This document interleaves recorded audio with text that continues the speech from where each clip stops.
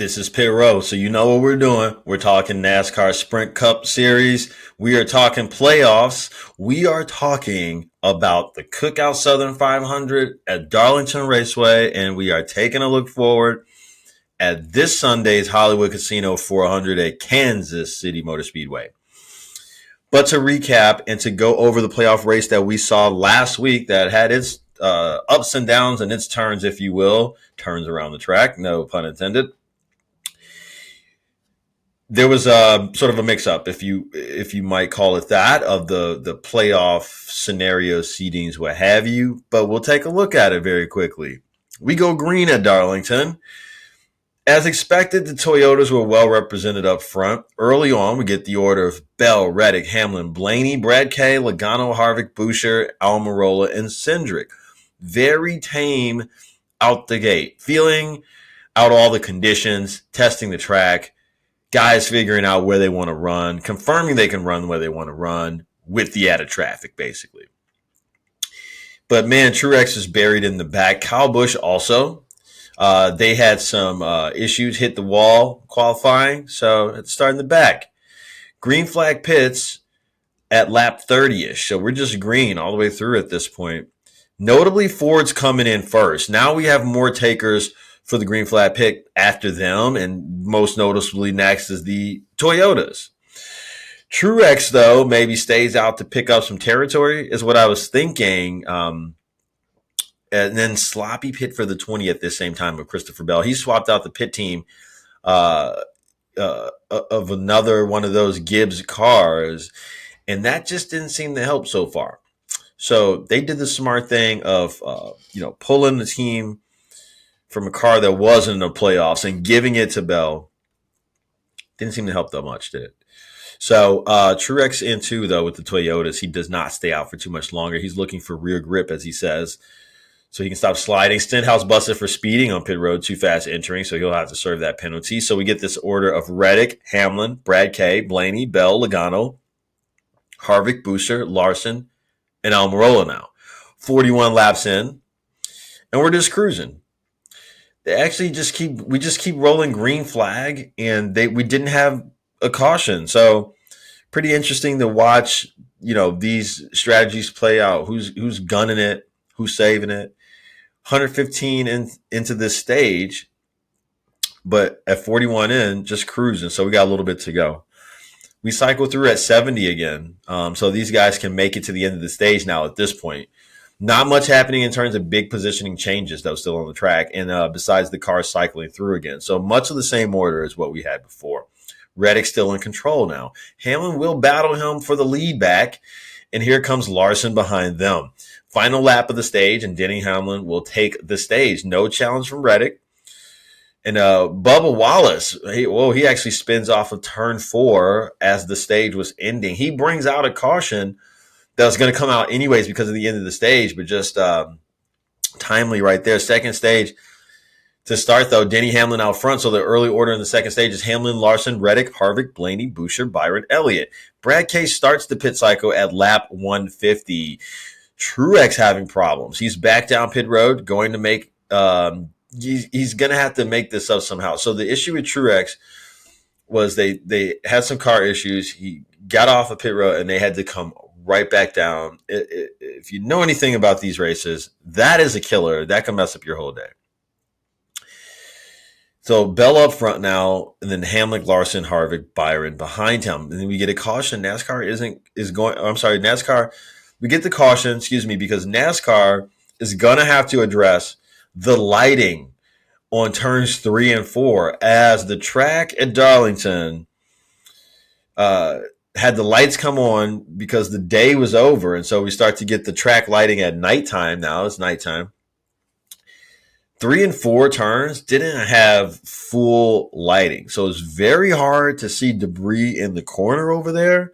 A lot of drivers talked about this on their radio. NASCAR does the right thing and just throws the caution. Let's get the lights on, get the debris cleaned up.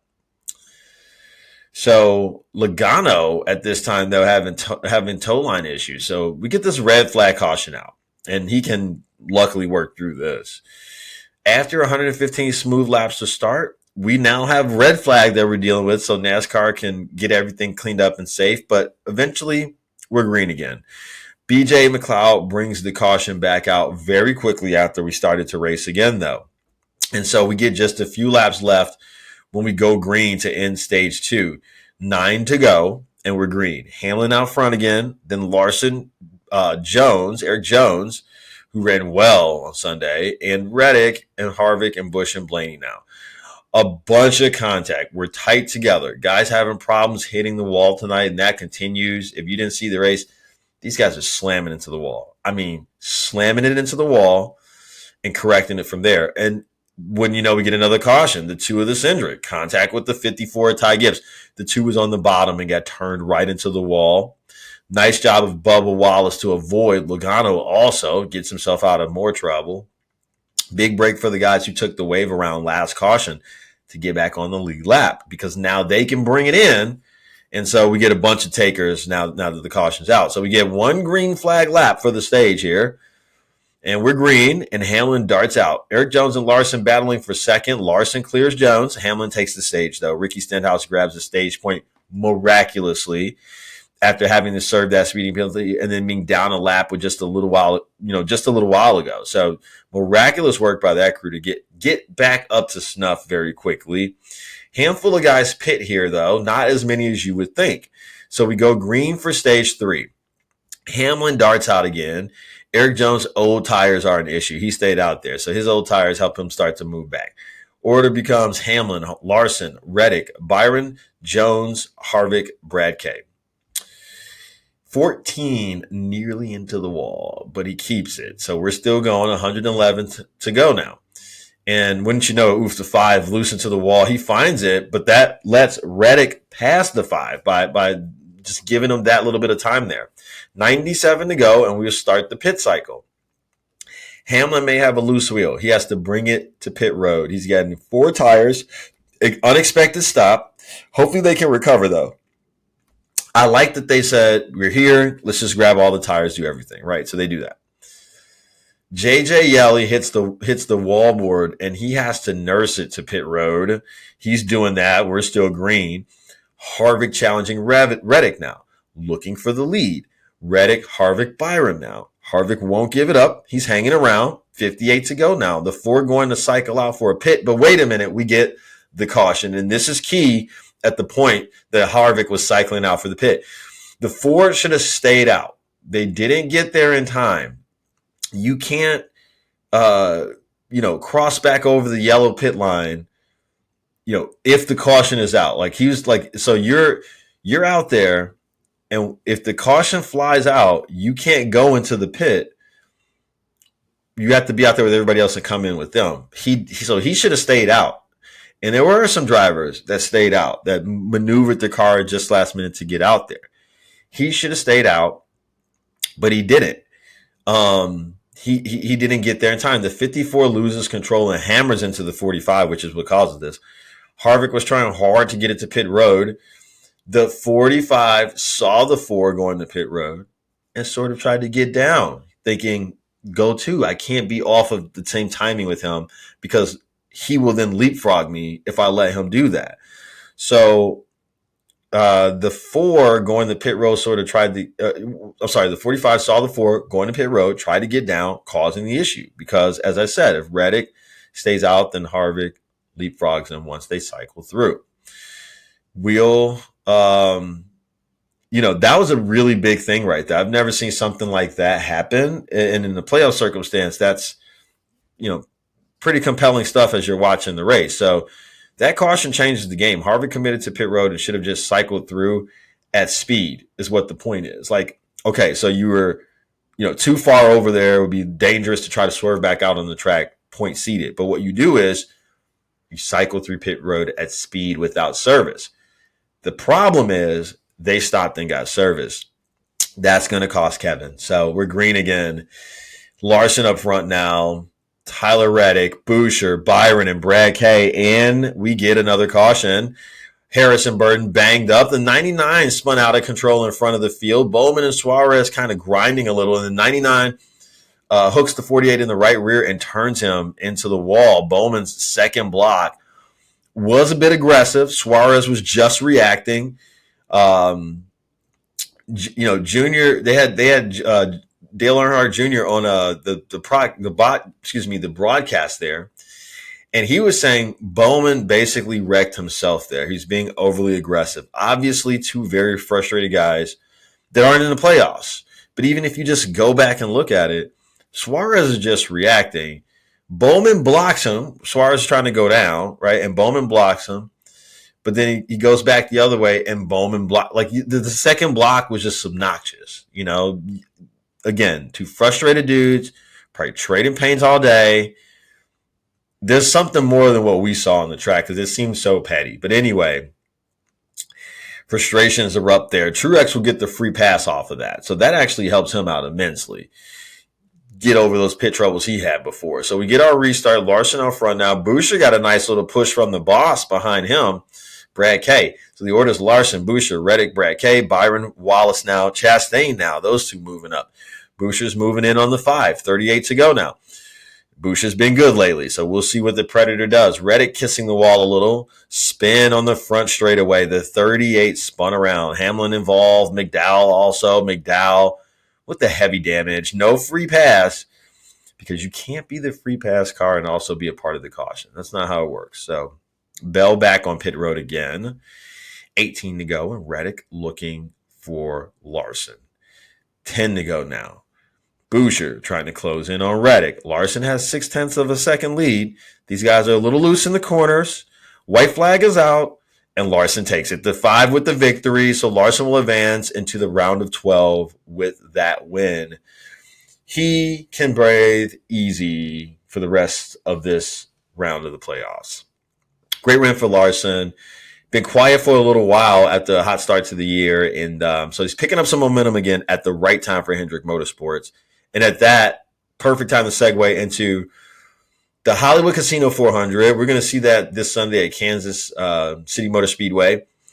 So we are going to Kansas City, Kansas. Track length 1.5 miles. Cup purse $8.8 million, just over that, guys. Race distance 267 laps. We're going to go 400.5 miles. That stage breaks at 80 and 165 laps, and the race is over at 267. Most recent winner here, Bubba Wallace, in the fall of 2022. He was not in the playoffs then. He's in the playoffs now. So Toyota has won the last 3 Kansas races. They've been dominant here. 4 of the last 5 Kansas winners got their first win of the season, so that's something to consider as well. And the race winner started in the top 10 for the last 7 Kansas races. So really important to consider as we get ready to watch qualifying tomorrow. I haven't actually made my DFS lineups yet because I want to consider this today, watch that tomorrow, and then put in my lineups based off of that. But we should see Toyotas be dominant is what we're expecting. Same tire setup that was used at Kansas in May. So Goodyear's going to let you do 1 set of tires for practice, 1 for qualifying, and then you get 8 sets in addition to those for the Sunday race. So Logano, actually, the thing we want to note about this is the playoff seeding is really lumped up right now. Logano's at 11th and Stenhouse is 15th. So between all those guys, 11, 12, 13, 14, 15, there's a 6-point spread. That's it. So there's a lot of room for parity is what we're getting at this Sunday at the race in Kansas.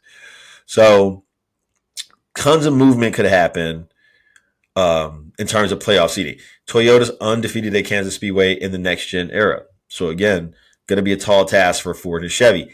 Hamlin is the only driver to have top 5 finishes in all 3 Kansas races since the Cup Series moves to the next-gen car. His first of 2 wins this year came at Kansas in May. That's when he bumped Larson, who won last week, nudged him a little, ever so slightly in the back. They had words, they had dust up after that. That's the way we remember Kansas from early in the year. Larson won last week. Hamlin's going to be looking to do it, to get another victory. He's looking to do it again with the Toyota here. He has 9-2 odds. Now, another favorite is Larson. He's also stout at Kansas with 2 top 10 finishes in 3 of the last 4 races. And he's led 60-plus laps in 4 of his last 6 starts. He's getting 11-2 odds on Sunday. So, as a Chevy, very strong odds. Should tell you how people feel about him as a driver, his skill at this track, and that team's ability at this point in the season in the Cup Series. Where else did we go? Oh, I'm sorry. Lost my place there a little bit. I also want to talk about Austin Dillon. This guy's getting 250-1 odds. Austin Dillon. So Kansas was one of the few bright spots for him this year. I know it's been kind of a rough year, but he made the top 10 there. And he has top 15s in all 3 Kansas races with the next gen cars. So somebody you may want to consider. We talked about different people winning this race. He could be one of them. But again, Chevy. So that doesn't bode well, right? Like, it's not a Toyota.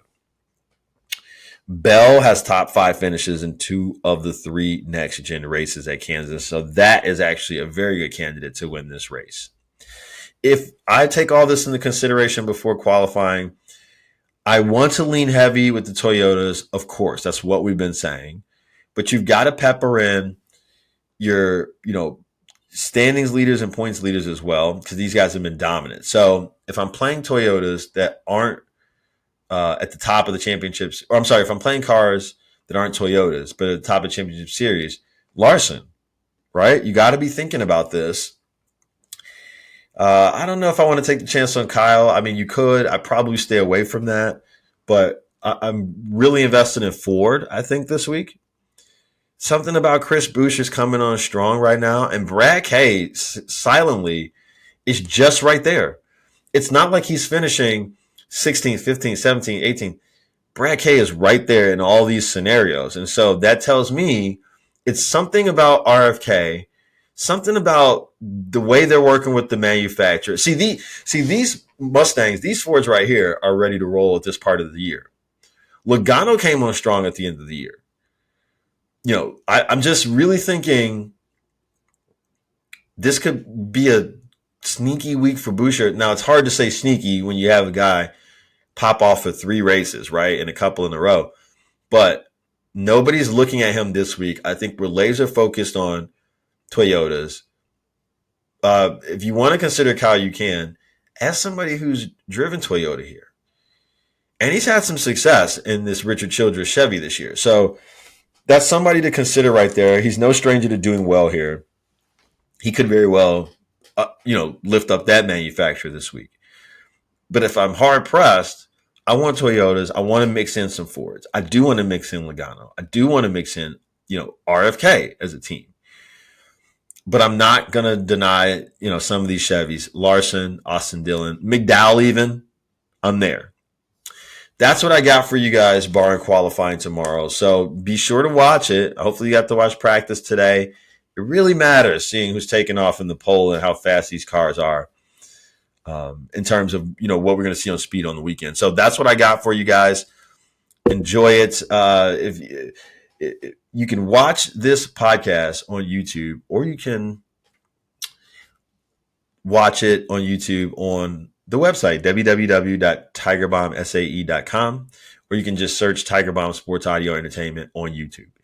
You can actually search that anywhere that you listen to podcasts, Stitcher, iTunes, Spotify. If you want to search that on X or Twitter or Facebook, you will find our Tiger Bomb page. Anywhere you search that, you can keep up with us how you would like. So you can listen, social media, you can watch it, whatever you think is prevalent.